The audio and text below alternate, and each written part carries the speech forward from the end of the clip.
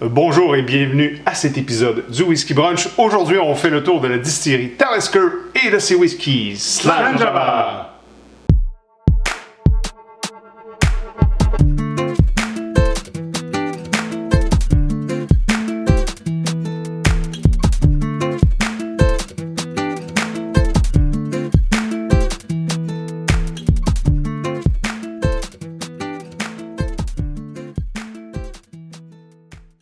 Bonjour à la maison, salut les brunchards! Bon matin, Salut Eric. Bonjour Martin. Je me prénomme Alain, bienvenue au Whisky Brunch. Aujourd'hui, on fait le tour de Talisker qui est évidemment ma distillerie de cœur. Vous le savez, on va regarder un peu les produits, on va vous parler de nos coups de cœur dans cette distillerie-là, et évidemment un petit peu d'histoire et de comment on fait le whisky là-bas. Donc on commence avec toi Eric et l'histoire de Talisker. Oui, la fondation de la distillerie 1830, les frères Askill qui ont construit cette distillerie avec la modique somme de 3000 livres sterling. Ça ne représente pas grand-chose, mais en réalité, en dollars d'aujourd'hui, ce serait quelque chose comme un demi-million de dollars. Donc c'est quand même raisonnable. Absolument, oui. Ça a passé de main à plusieurs reprises. On parle d'environ 11 propriétaires différents depuis 1830. Ça a été, il y a eu des histoires un peu cocasses à travers tout ça. La compagnie Anderson & Co. Monsieur Anderson, en 1879, s'est fait emprisonner pour avoir vendu des casques imaginaires qui n'existaient pas. Par la suite, ça a changé de main plusieurs fois. En 1880, on a reconstruit la distillerie. Elle a été fermée pendant 7 ans, de 1880 à 87. Okay. On a réagrandi la distillerie en 1900. Il y a une compagnie qui s'appelle The Distillers Company qui, en 1925, a pris possession de la distillerie. Il y a eu des acquisitions, puis c'est devenu aujourd'hui ce qu'on appelle Diageo. Ce sont les propriétaires actuels. Jusqu'en 1928, il y avait une triple distillation. Okay. Ils ont abandonné ça pour faire une double distillation. Saveur irlandaise. C'est ça. C'est ça. Alain va nous en parler tantôt. Qu'est-ce que je peux dire d'autre de plus? En 1948, il y a eu un incendie dans les entrepôts, non pas de whisky. Calme-toi, Alain. Mais dans les entrepôts de stockage de l'orge, et il y avait une centaine de barils vides qui ont passé au feu. Ils ont été capables de reconstruire ça, mais en 1960, malheureusement, la distillerie a passé complètement. Je parle d'un incendie majeur. Et de 1960 à 1962, la distillerie a été fermée pour reconstruction. Et c'est jusqu'à nos jours. Donc, absolument. Et Talisker est situé sur l'île de Skye, vous le savez peut-être, et on dit que c'est un des paysages les plus fantastiques. Elle est au-dessus de la montagne Cuillin et tout près du loch Harport, donc du lac Harport. À ce qui paraît, c'est vraiment génial. J'espère qu'on aura la chance de visiter à notre prochain voyage. Oui, je vais aller. Cette fois, tu seras avec nous, Martin. Merci beaucoup. Merci. Si on regarde la façon dont le whisky de Talisker est fait, ils ont 5 pot still avec 3 wash still et 2 spirit still. Je vous rappelle à la maison, wash still, c'est là où on met vraiment l'orge, l'eau, la levure, etc. Et une fois qu'on fait la première distillation, ça s'en va dans un spirit still où là on fait la coupe de la tête, le cœur et la queue. Ils ont 15 000 litres chacun. Mais ils ont une forme unique à Talisker. Et en plus, le line arm, donc le bras qui est en haut complètement, où le liquide se refroidit, la vapeur se refroidit pour retomber en liquide, est vraiment particulière parce qu'elle était vraiment longue. Et là, on donne vraiment quelque chose de complet. Ça serait intéressant d'en parler. Ça, absolument. Pour expliquer oui, on fera une capsule peut-être là-dessus. Quand on parle du reflux à l'intérieur d'un still, c'est que s'il y a beaucoup de reflux, le reflux, c'est quand, avant de se rendre au bras, elle va se remettre en liquide et va retomber. Ça va donner quelque chose de beaucoup plus floral. C'est comme si on redistillait une autre fois, alors que si jamais ça sort, c'est quelque chose de plus huileux. Donc Talisker a quand même cette forme-là. Ils utilisent l'eau de 2 sources. Et là, pardonnez mon gaélique, le Knocknacksperm ou le Hawk Hill et le Burn of Knocknacksperm. Donc, c'est vraiment... Pardon, ton gaélique. Pardon, mon gaélique. Ouais. Désolé s'il y a des gens qui parlent bien le gaélique ici, mais c'est vraiment 2 sources. Donc, et une des particularités, c'est que l'eau passe naturellement à travers le peat. Okay. Donc, elle est filtrée. Elle est filtrée par le peat. Absolument. Okay. Ce qui donne quand même déjà une saveur un peu. Et on sait que les produits de Talisker, ben, c'est quelque chose d'assez tourbé, d'assez fumé, mais pas au même niveau que qu'Aïla, je dirais. Non. C'est une très belle introduction pour aller vers les produits tourbés comme ça. Donc, c'est comme ça que Talisker fait leurs produits. Parlant de produits, ils en font beaucoup. Ils font beaucoup de produits, oui. Martin, tu vas nous en lister quelques-uns? Ben écoutez, je pense que je vais commencer avec la base qui était le Talisker 10. Le qui est flagship. un peu le flagship de chez absolument. Talisker. Ouais.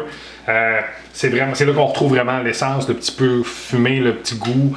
Je vais l'appeler maritime, coastal, je sais pas comment, tu sais, Dakota. Mais c'est comme tu disais, c'est pas un Lagavulin, c'est pas là, c'est vraiment juste très laid. On va avoir le Talisker Sky, qui est le petit dernier un petit peu, qui est le petit frère du 10, donc super belle introduction. Absolument. Plus léger, plus relax. On va avoir la série, ce que j'appelle Storm. On a un Storm, mais de surcroît, je ne que je fais vite, mais on va au Dark Storm. Exact. Le Dark Storm est un Traveler Edition, il est seulement disponible lorsqu'on voyage, mais en tout cas, c'est un super beau produit. Ils ont Port Rouge, qui est celui qui est fait en wine cask, qui est terminé en wine cask, qui est quand même intéressant. Là, on va, j'essaie d'en parler, on a un 18 ans, on va avoir des 21. Mais un fait qui est très intéressant, depuis, je pense, ça fait quand même 3 ou 4 ans, Diageo sort toujours des special releases. Absolument. Ouais. Les Talisker ont eu la chance d'avoir 2 beaux produits, soit les 2 derniers, on va parler là, du 8 et du 11. Et de surcroît aussi, ils ont fait les Distiller Edition qui sont, tant qu'à moi, Ils sont vraiment très bons. sont très bons. Ils vont chercher un nouvel aspect. Puis, on a eu la chance, je pense, d'y goûter un versus l'autre des 2 derniers releases. Puis, encore là, des produits très, très, très différents. Absolument. Fait que ça fait vraiment le tour vite, quand même, des produits qu'on offre chez Talisker parce qu'ils en ont une belle panoplie. Quand on parle de Talisker, mon favori à moi, ben moi, oui, je reviens à la base. Le 10 ans. Reste le Talisker que j'adore. Comme je disais, c'est pas, le fumé n'est pas aussi omniprésent qu'un Lagavulin, des produits d'Aïla, mais je sais, encore là dans le champ gauche, il y a un petit côté algue, tu sais, vraiment intéressant, c'est doux, c'est un sucre, c'est un final avec un peu poivré, c'est vraiment intéressant. Moi, personnellement, Très bon choix. c'est une belle base pour aller chez Talisker. Pour commencer chez Talisker, avant d'acheter un special release, par exemple, qui va être beaucoup plus cher parce que Diageo a quand même augmenté les prix considérablement. Considérablement, là. Puis un 8, c'est un special edition, le 11 aussi, on parle de 180-190 $. J'ai pas Tandis que le là, crédit. on reste dans les, je pense que c'est 101, 102 $. Absolument. Donc, très bon produit si vous voulez vous initier à Talisker. Merci, Martin. De mon côté, évidemment, parce que moi je le sais très bien, le Dark Storm, c'est ma 2e bouteille de Dark Storm. La première, on l'avait achetée en Écosse quand on est allé, moi et Eric, désolé Martin. Et c'est un Travel Edition. L'avantage aussi, c'est que c'est 1 litre. Donc c'est vraiment intéressant. Et merci Martin de m'avoir amené cette 2e bouteille-là lors de ton passage à Vegas il n'y a pas si longtemps. La particularité du Dark Storm, c'est que le baril est hyper charged, ça veut dire qu'il est hyper carbonisé, ce qui lui donne une fumée et un caramel encore plus fort. Évidemment, pourquoi j'aime le Dark Storm? Ben, c'est parce que c'est directement relié aussi à mon coup de cœur, puis celle qui est à mon cœur, et qui m'a fait introduire aux huîtres. Donc, avec l'huître, je vous donne un truc. Les fameuses huîtres. Les fameuses huîtres Talisker. Vous prenez une huître, si vous aimez les huîtres, vous ne prenez que la saumure de l'huître, vous ne la mangez pas tout de suite. Vous prenez une gorgée de whisky, surtout du Dark Storm, c'est encore meilleur. Vous mangez l'huître, après vous mettez un peu de Talisker dans la coquille, vous reshakez ça, vous prenez ça. En 5 étapes, vraiment génial, je vous le recommande fortement. Je vais juste te dire, je l'ai essayé moi avec un Ardbeg Ugadale. T'essayeras ça aussi. C'est intéressant. Une huître étant déjà très salée, elle peut être un peu sucrée. Tous les produits d'Aïla, les produits de Sky, etc. Mais comme je dis, moi, c'est comme ça que, je me suis introduire aux huîtres parce que j'en mangeais pas il y a 4 ans. Et maintenant, avec ça, c'est un coup de cœur, évidemment. Donc, Dark Storm, vous devez aller dans des duty free lors des voyages pour en trouver. Vous ne trouverez pas ça à la SAQ. Autour de 100 quelques dollars, 110, 120 à peu près. Je peux pas le dire, je l'ai. Ouais. Ça vient des États. Ça vient des États. On sait pas. De ton côté, Eric? De mon côté, je vous présente le Talisker Spécial Édition. Celle-ci, c'est une version 2011-2021.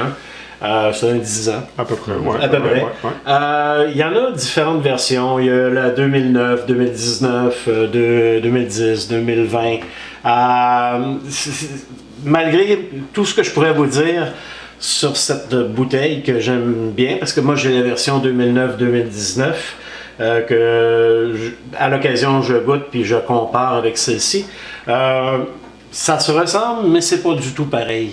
Donc, même à l'odeur, les caractéristiques sont pas du tout pareilles. Non.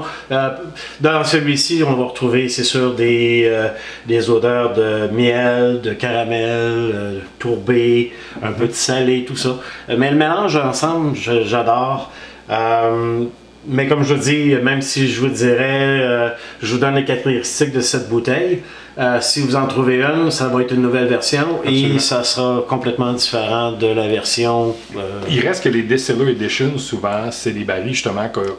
Je ne peux pas être méchant qui ne rencontrent pas. Quand on parle d'un 10 ans, ils ne pouvaient pas aller chercher le profil du 10 ans. Puis là, ils disaient, on va faire un Distiller Edition. Donc oui, effectivement. D'année en année, il va changer. Et dans les Distillers Edition aussi, il y a du Lagavulin qui se fait que j'aime beaucoup, qui est le même type. Donc le distilleur prend des barils qui sont d'un âge X, fait un mélange qui dit ouais, ça c'est plus rond. Donc on va avoir moins de caractéristiques, je dis fortes mais très pointues, mais ça va être beaucoup plus équilibré.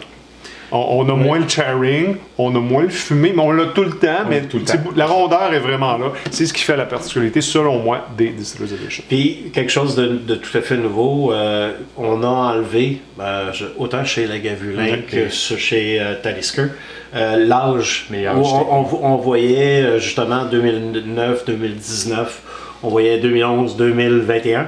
Mais pour le 22, ça a complètement disparu, puis j'imagine que 23 va être pareil. Va être assurément pareil. Merci beaucoup, Rick. Très bon choix. Très bon choix. Merci, messieurs, d'avoir partagé ça avec vous. On espère que vous avez apprécié à la maison. Si vous aimez ça, faites-nous un pouce en l'air. Abonnez-vous si vous ne l'êtes pas déjà. Laissez-nous un commentaire sur votre Talisker favori, puis on pourra discuter avec vous. D'ici là, on vous souhaite une excellente fin de journée et on vous dit... Dram on!